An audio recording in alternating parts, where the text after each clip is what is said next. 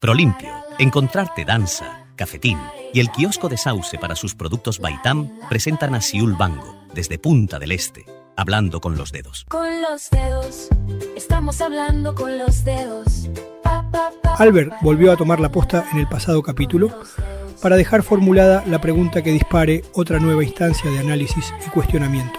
Pero debemos reconocer que nos tendió una trampa a todos, ya que se preguntó ¿qué se preguntaría la audiencia respecto al riesgo latente que la dependencia tecnológica que vivimos nos haga prisioneros y esclavos de un sistema de extremo control? Y ustedes del otro lado respondieron aportando comentarios muy interesantes. Con los dedos. Sin micrófonos, sin decir ni una sola palabra.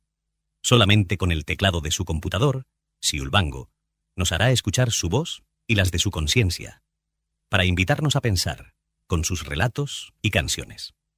Aquí comienza Hablando con los dedos. Para la, para la.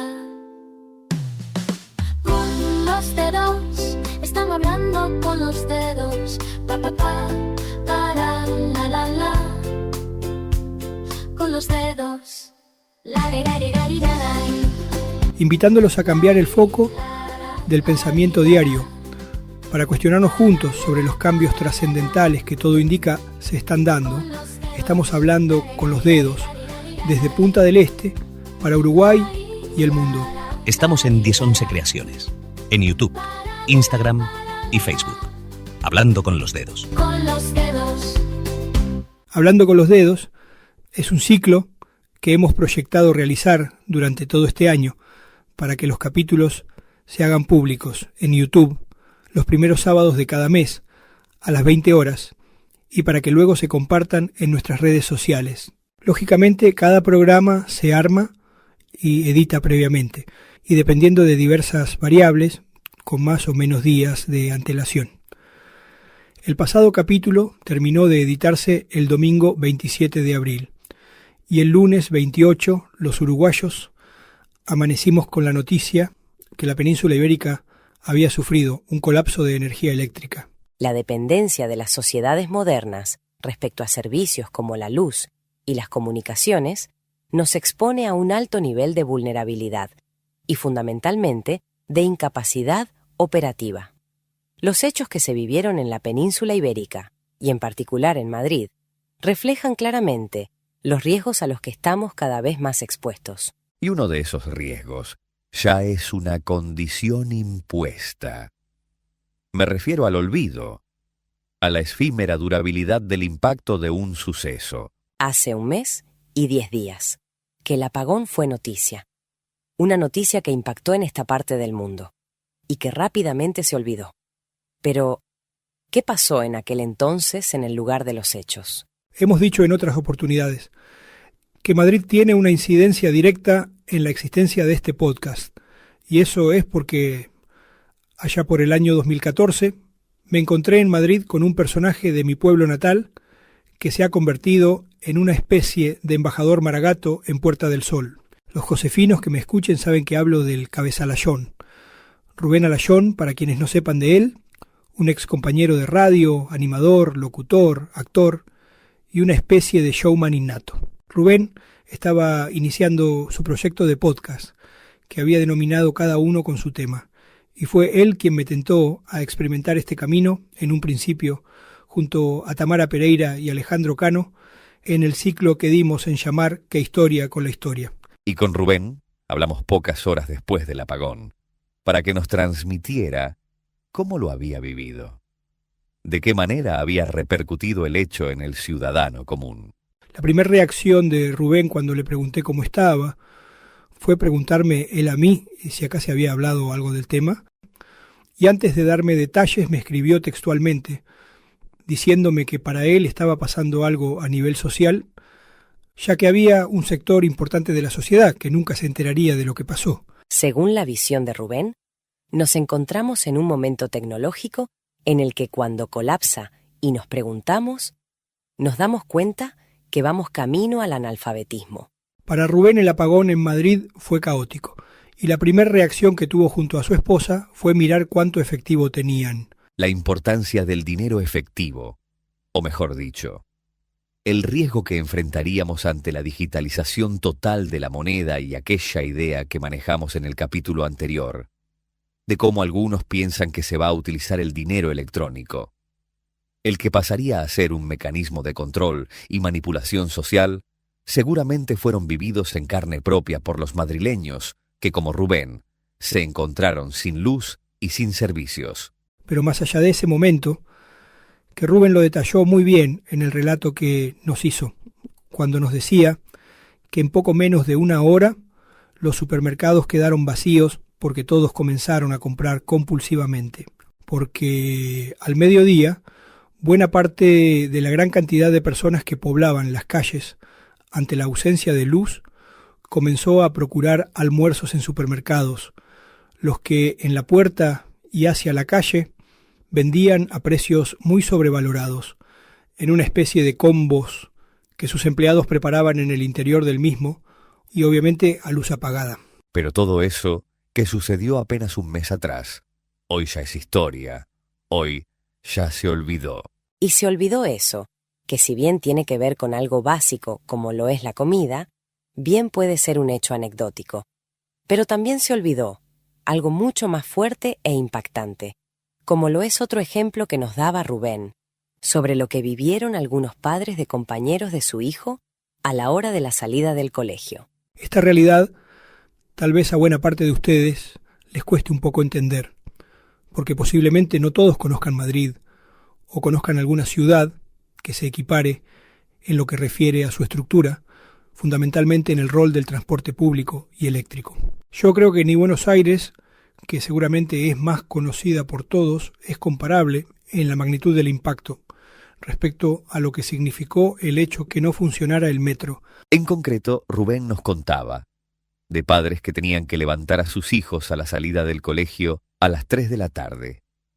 Padres que trabajan lejos de la zona, que trabajan en la otra punta de Madrid, nos decía, y que por tanto, de manera cotidiana, recorren distancias de más de 10 kilómetros en el metro en muy poco tiempo y de manera cómoda y confortable. Pero ese día eran las 7 de la tarde, y esos niños seguían esperando a sus padres, porque estos tuvieron que salir caminando para ir a buscarlos. Muchos de ellos, no sin antes caminar bajo tierra por las vías del metro hasta la estación más cercana. Y más de uno debe haber salido con la ropa manchada. Pero Omar, ¿usted nunca pierde la oportunidad de vender? En junio, cuando vengas a Prolimpio, llévate la oferta del mes. Quitamanchas de 1 litro para todo tipo de ropa. Antes, 183 pesos. Ahora, 139. Prolimpio. Especialistas en productos de limpieza. Pero no todos vivieron el apagón como lo vivió Rubén, ya que muchos aprovecharon el parate cotidiano al que los obligó la falta de energía para una jornada de diversión. Música en plazas, acumulación de personas en las afueras de centros comerciales que tuvieran Wi-Fi abierto gracias a los sistemas de respaldo de energía y el adelanto del tradicional after office madrileño, con su correspondiente consumo de bebidas alcohólicas, fue para muchos el resultado de este supuesto accidente.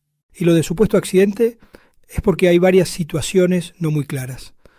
La primera es que ya existía una advertencia respecto a que Europa en general y España en particular estaban expuestas a un apagón generalizado. Esa advertencia incluía la recomendación de tener siempre a mano un kit de supervivencia para posibles casos como este. Pero lo más llamativo es que el apagón se dio en toda España, en zonas limítrofes de Francia y Portugal, pero en Andorra, según relatan varios usuarios de redes sociales que residen en este microestado, la energía eléctrica sufrió un pequeño corte y rápidamente volvió a su normalidad.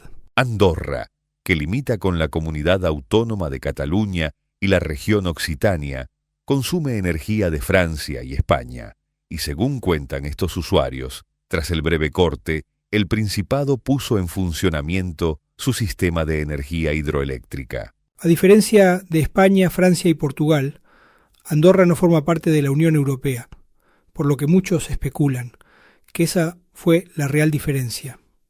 En el viejo continente va creciendo la desconfianza en el relato único y están ganando espacio visiones que hace no mucho tiempo eran calificadas de teorías conspiranoicas. Al finalizar la emergencia sanitaria, en diversos foros se comenzó a hablar de un apagón generalizado y se constató el incremento del gasto de la Unión Europea en la compra de armamentos, por lo que muchos entienden que la sucesión de eventos que generen miedo es una necesidad estratégica para dar legitimidad a este gasto.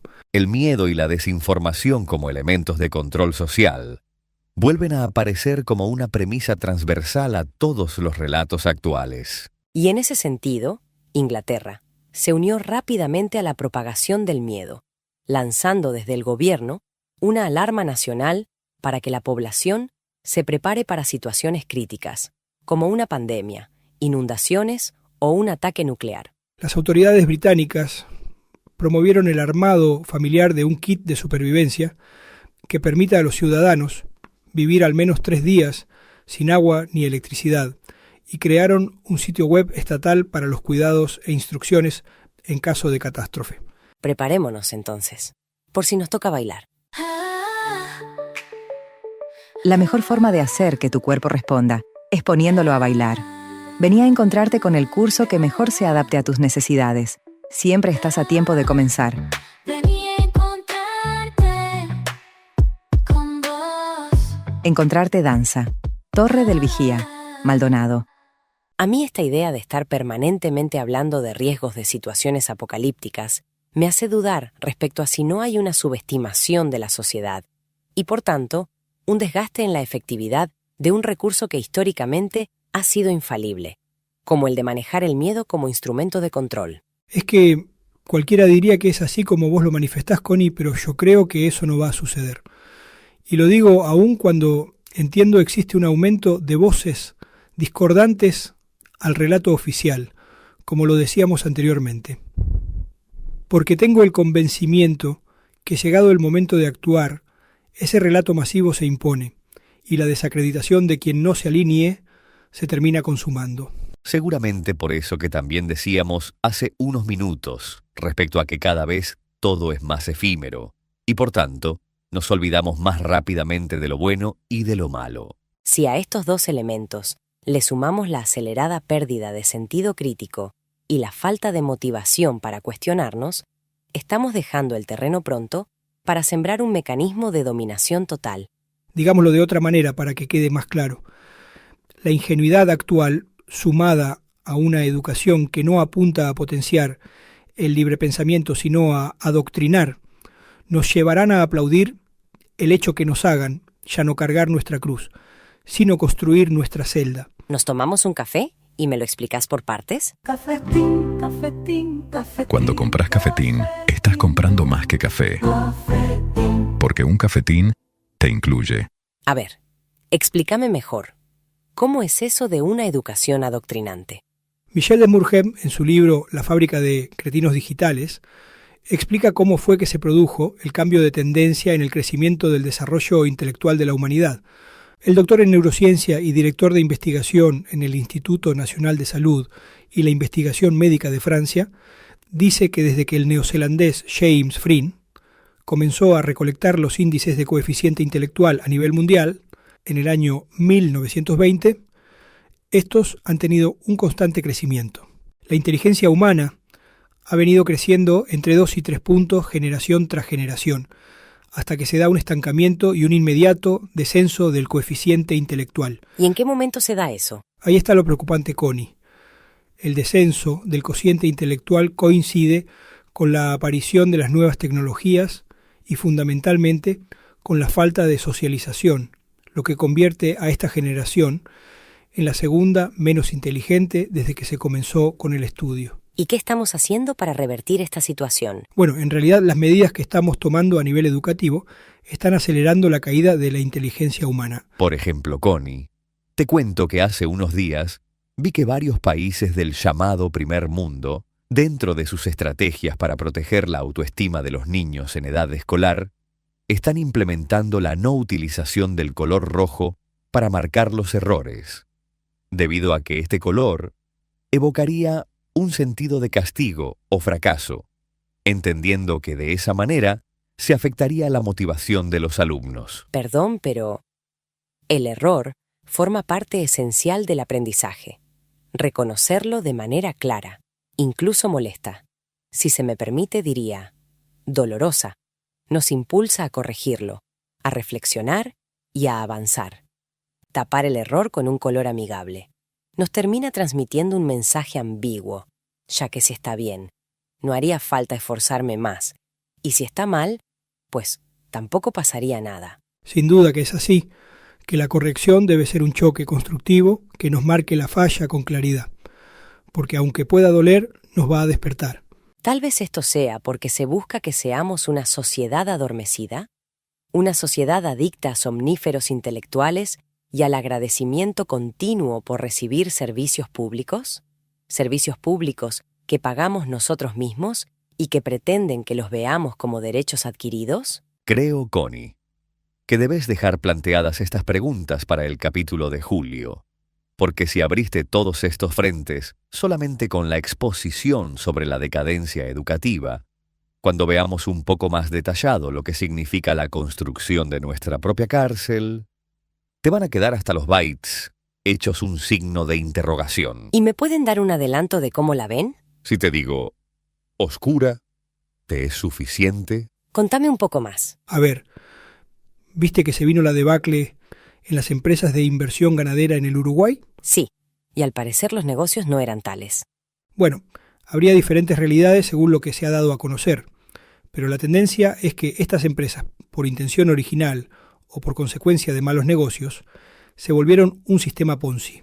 Posiblemente muchos de quienes no sabían lo que esto significa en estos días se han enterado, ya que se han calificado como tal algunas de estas empresas, y se acusa a otras de serlo. Un sistema Ponzi es una estafa financiera, en la que se promete a los inversionistas altos rendimientos con poco o ningún riesgo, pero donde, sin embargo, en lugar de generar beneficios reales mediante inversiones legítimas, el dinero de los nuevos inversores se usa para pagar las ganancias de los inversores anteriores. Eso sería un sistema Ponzi, pero no entiendo qué tiene que ver con lo que veníamos hablando. Tiene que ver en que los sistemas jubilatorios del mundo son a esta altura un sistema Ponzi, y por tanto todo indica que van camino a colapsar, razón por la que el reinicio económico está agazapado para entrar a la cancha.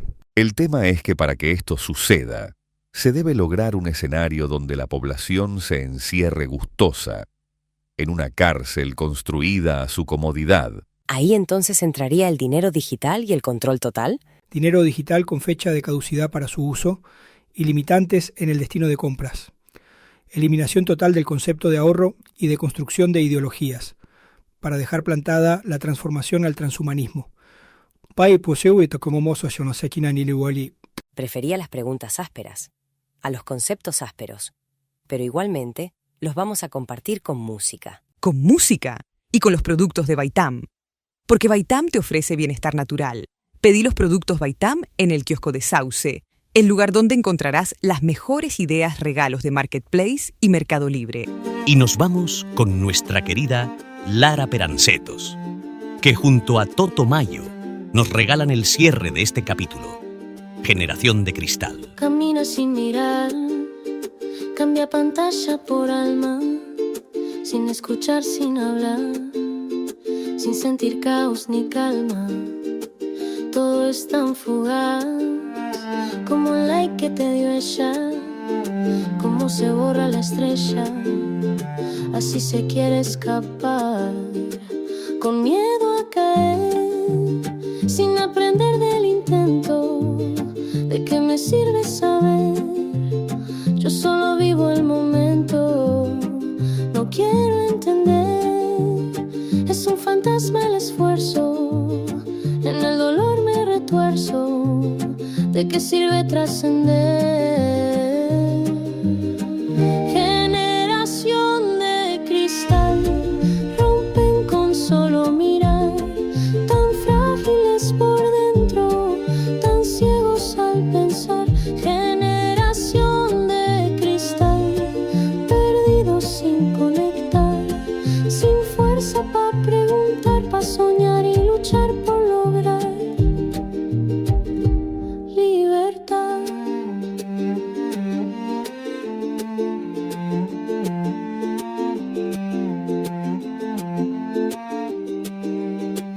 sin mañana y sin ayer, sin saber lo que es querer. Nada se dice en la cama, clic y cierra la ventana. Esperar venga la meta, ir reculando en chancleta, sin tener por quién llorar. El amor se cambia por fama. ¿Dónde quedó la voz que nos enseñó a dudar?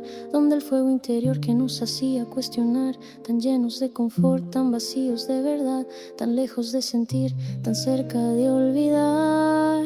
Generación de cristal, rompen con solo mirar, tan frágiles por dentro, tan ciegos al pensar. Generación de cristal, perdidos sin conectar, sin fuerza pa' preguntar, pa' soñar y luchar.